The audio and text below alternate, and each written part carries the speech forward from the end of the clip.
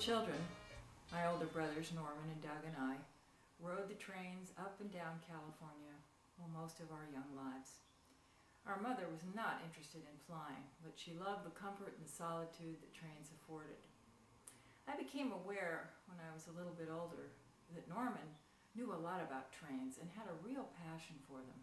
I wanted to hear his stories, his childhood memories, to see how trains had woven this interesting thread throughout his life. And that's how this little video was born. So, all aboard. Choo, choo, choo, the train will soon be going. Choo, choo, choo, let's hurry and get on. This is sort of a personal history woven into the railroads of the United States and some parts of the world, and of California itself. My name's Norman Cox. I'm a native of California. I was born here in 1933, and I'll be 74 next month. I've been asked to do this because I've always been something of a railroad nut. That is demonstrated to some degree by the kind of pictures that adorn my walls. In addition to family, I also have this, which is my favorite. That's the locomotive for the Southern Pacific Daylight, one of the crack trains of its day. It first appeared in the 1930s. The Daylight was a very fine locomotive, outshopped occasionally, but most of them were built by Southern Pacific. They also had a wonderful engine, a Mallet engine with an articulated boiler that had a cab in front. And that cab in front was a really fascinating thing because nobody else had cabs in front till diesels came along. The locomotives of the 1930s, the 1940s, the 1950s are vivid in my memory. They were large. They were to some degree frightening.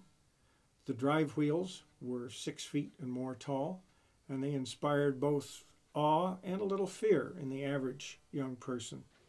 It's probably important in what amounts to a stream of consciousness discussion of this to remember specifics, things that impressed a child of 3 or 6 or 8.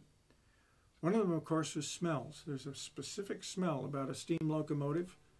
It's a combination of, in the case in California, of the kind of oil that was used to fire the engines. Coal was foreign to us here, of course. The smell of the steam, superheated, the smell of the creosote on the wooden ties. All of that is a very vivid memory, and very, very occasionally I will catch it at an exhibition where there is a steam locomotive being run, and it takes me right back across 65 years to childhood. Climbing up the steps off of a stool, then on the stairs that led you into the vestibule of the car, was an enormous experience for a small child. The doors had to be opened for you. They weren't automatic as they are in today's present train. And when you reached your seat, that's what it was, a seat, even if you were in a sleeper. And you sat down and you looked out the window and the world was moving past you, but you were way above it. The smells, the sound, and the sound has to be remembered now. Those who have traveled on rail in recent years have missed the characteristic clickety-clack as it was described because we have 1.5 mile long welded rails that are perfectly finished. There is no sound unless you're crossing a switch or another track. But the standard 21-foot rail went click, clack, and however fast the wheel went, the clickety-clack was faster. One can't talk about childhood impressions of the train without talking about the food, the dining car, considered some of the best in the world. Southern Pacific even published its own cookbook. There was always spotless napery, white. The place settings were in silver. The food was all cooked on board, oddly enough, on coal-fired stoves in the galley. There was never a lack of variety. Breakfast, lunch, or dinner was always made a la carte, and you could get it cooked any way you liked. The Daylight left Los Angeles in the morning, ran all day up the coast, and was a marvelous opportunity to see California in a very pristine state. You could see mile after mile of desert, of mountain, of sea line, seashore, and all of the farms and agricultural areas that made California famous.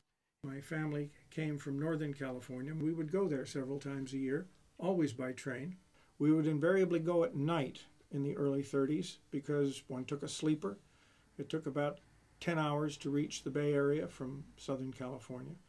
In those days, each of the railroads that came into California had its own station, and it was not until 1939 that the Union Station was built, where all the railroads came.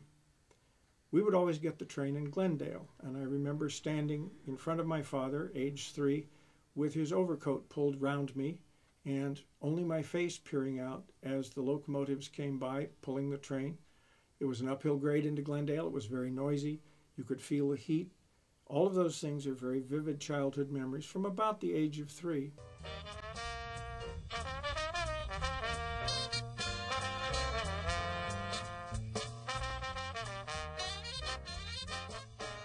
As Norman said, he's not the usual sort of train nut when it comes to collecting memorabilia. But what he does have are some very interesting pieces of old railroad equipment that I dare say any real collector would be very keen to have. This is a maker plate. It was attached to the front of the boiler by one of the companies that made locomotives. Those were principally Lima and the Baldwin Locomotive Works. Southern Pacific locomotive number 1759 was Baldwin Locomotive Works locomotive number 56103. It was made in February of 1923. This is its plate, and it matches, or did match, the side lights in this headlight, which said 1759 until the earthquake of 1994. This device, which looks like a pick handle, is actually a brakeman's bat. Well into the 1980s, certain freight cars did not have automatic setting brakes. Brakes had to be set by hand. Ball bearings and roller bearings were very late to come to the railroad business. Most of them had flat turn journals. They required a great deal of oil to keep them lubricated. There was a rag box on top with a big steel plate, and a fireman, a brakeman, would come along and actually oil boxes individually when they were on the road.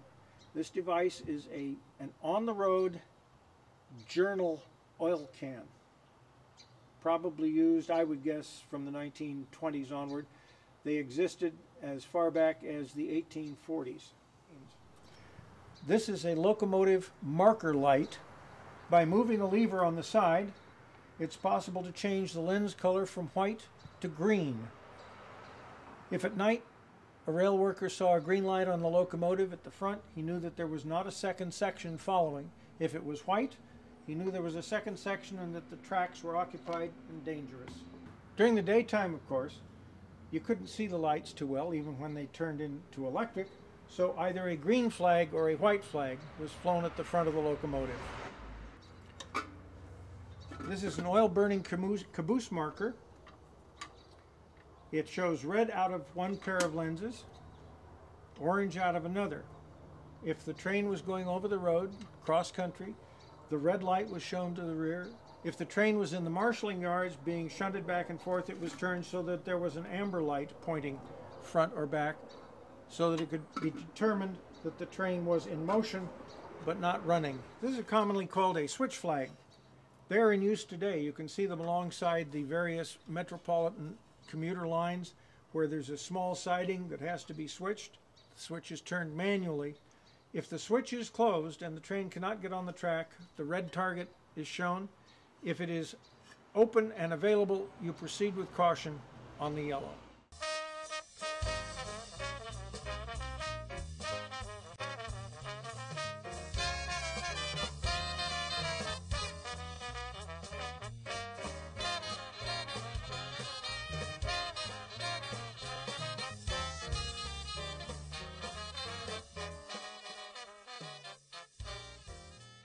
Well, we're back indoors from our little show and tell of not very important, but kind of fun memorabilia from an earlier age.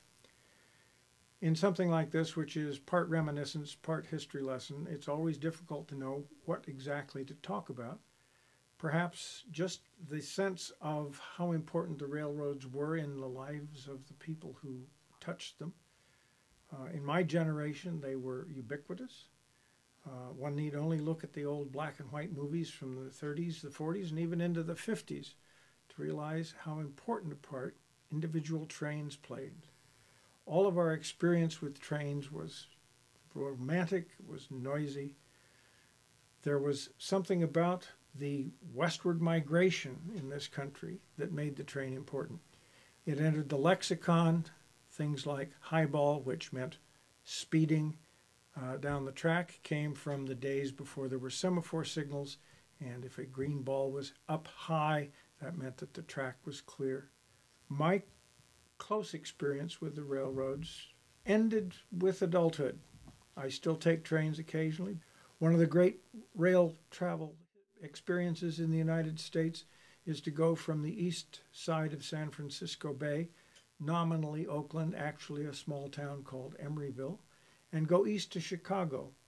You pass across the Sierras through Donner Pass. You actually follow the same roadbed that the original Transcontinental Railroad took in 1869. You pass the height of the Sierras, then you go out across the desert for a distance. Eventually you come to the Wasatch Mountains of Utah. You go through Ruby Canyon, which is one of the largest eagle preserves anywhere in the United States. Across the Great Plains, there are a whole host of things that you can see from a train that you cannot see any other way. One of my delights in taking the Coast Starlight from Los Angeles to Seattle is a stretch of about 70 miles along the California coast near what is called Vandenberg Air Force Base.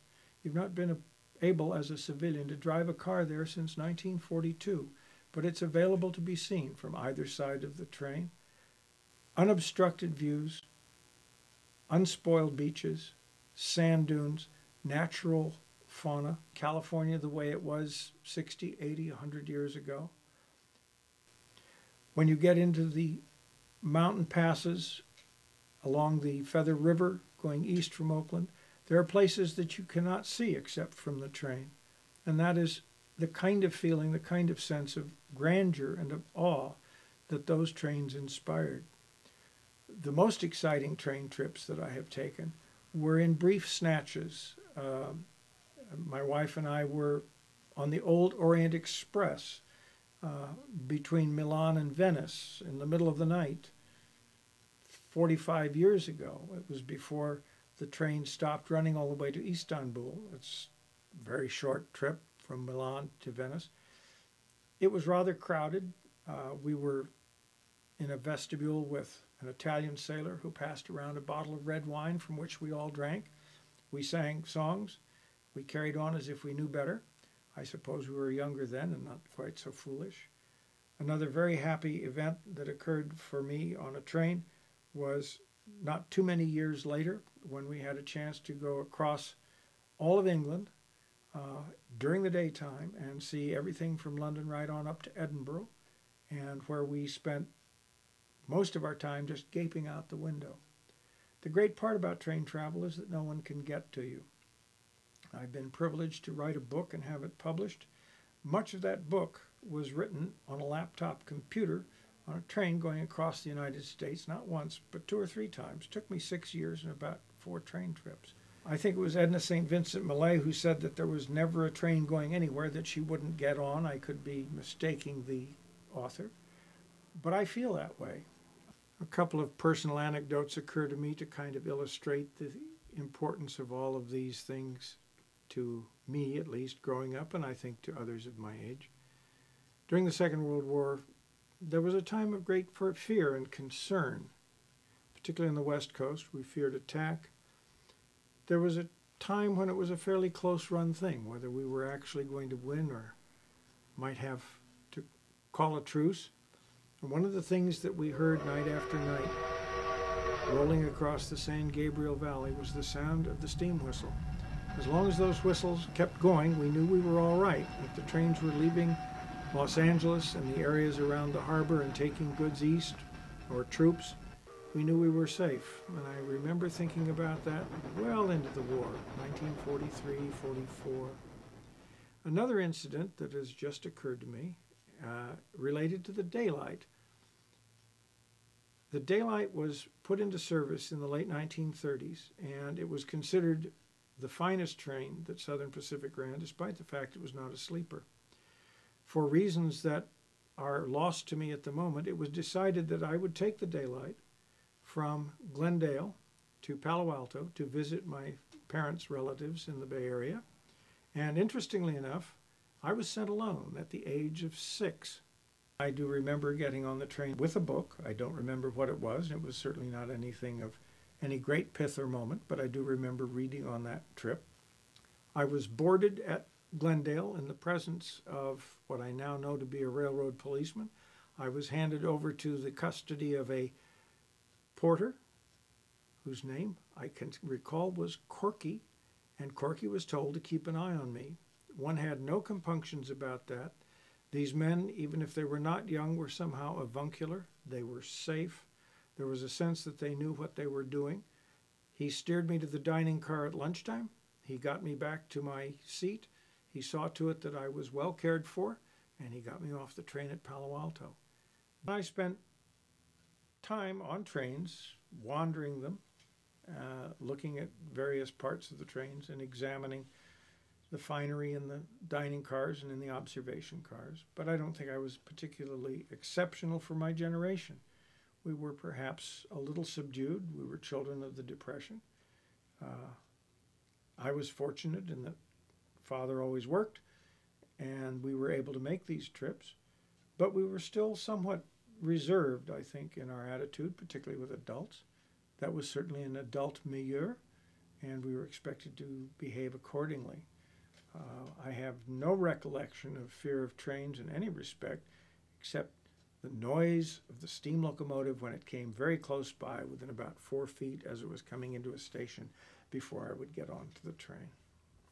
This has been a delightful recollection, both personally and historically.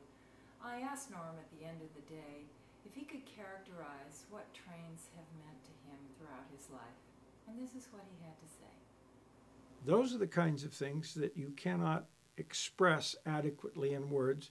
It's one of those things where you kind of had to be there.